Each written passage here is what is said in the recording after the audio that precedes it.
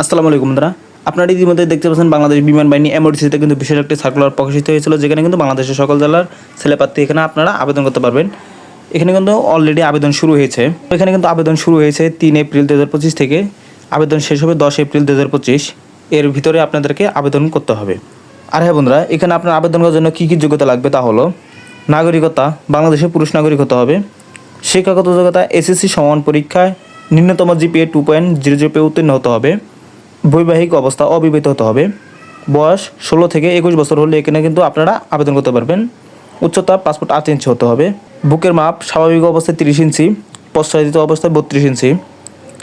ওজন বয়স ও উচ্চতা অনুযায়ী চোখের দৃষ্টি 6/6 হতে হবে। আর হ্যাঁ বন্ধুরা, মাঠে যাওয়ার সময় আপনাদেরকে কী কী কাগজ নিয়ে যেতে হবে তা হলো 1 নম্বর দেওয়া আছে সকল শিক্ষাগত যোগ্যতা মূল অথবা সাময়িক সনদপত্র, প্রশংসাপত্র এবং নম্বরপত্রের সত্যায়িত ফটোকপি।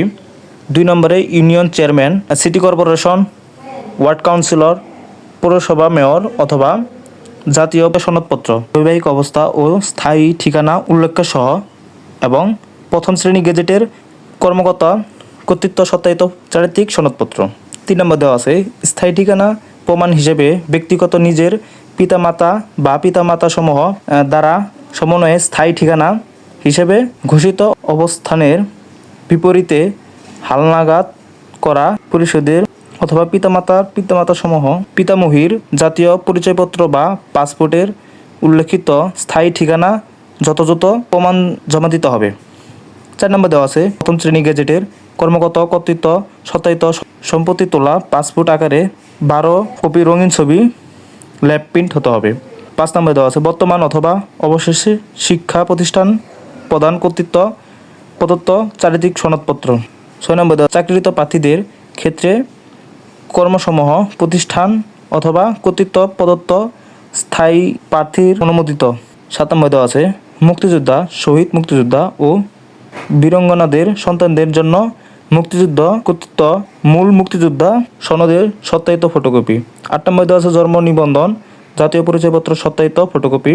9 নম্বর দেওয়া আছে প্রযোগ্য ক্ষেত্রে দাবিকৃত সম্মানের শিক্ষাগত যোগ্যতা বিষয়ে সংশ্লিষ্ট ইকুইজেল কমিটি কর্তৃত্ব প্রদত্ত ইকুইজেলের সনদের সত্যায়িত ফটোকপি। আর 10 নম্বর দেওয়া আছে ক্ষুদ্র নিগোষ্ঠীর ক্ষেত্রে সংশ্লিষ্ট জেলার প্রশাসক কর্তৃত্ব প্রদত্ত সনদের সত্যায়িত ফটোকপি।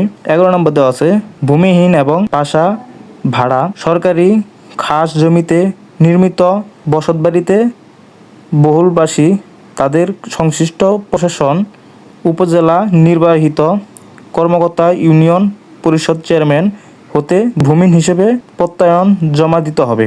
আর হ্যাঁ বন্ধুরা, এখানে যে সকল প্রার্থী আবেদন করতে ইচ্ছুক তাদেরকে অবশ্যই joinearforce.bf.mail.bd ওয়েবসাইটের মাধ্যমে আপনাদেরকে আবেদন করতে হবে। আর হ্যাঁ বন্ধুরা, যারা আমাদের ভিডিওটি সম্পূর্ণ দেখেছেন তাদেরকে অসংখ্য ধন্যবাদ। সকল সুস্থ থাকবেন, ভালো থাকবেন। আসসালামু আলাইকুম।